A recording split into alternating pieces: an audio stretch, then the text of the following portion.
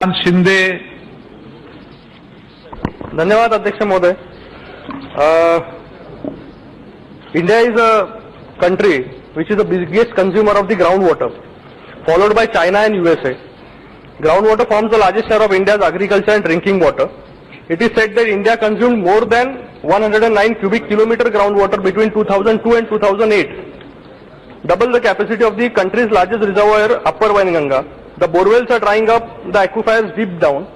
What happens if the digging of 200 feet, like in the case of Maharashtra, is legally allowed, but people go deeper, digging up to 1,000 feet.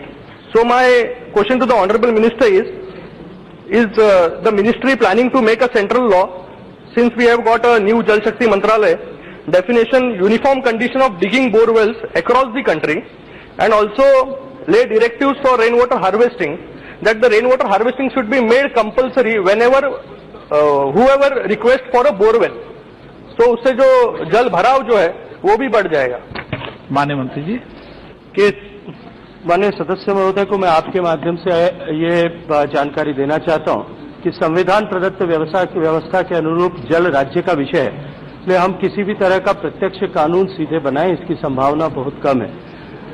मैं माननीय सदस्य को इस बात की भी जानकारी देना चाहता हूं कि हमारा देश अत्यंत विशाल देश है और एक्विफर्स जो है सब प्रदेशों के हर एक क्षेत्र के अलग अलग है, इसलिए एक uniform digging policy for borewell बनाना जो है वो संभव नहीं है। लेकिन फिर भी इस तरह से राज्यों ने अपने यहाँ पे इस तरह की व्यवस्थाएं करने के लिए कुछ दिशा में उस दिशा में प्रयास किया है।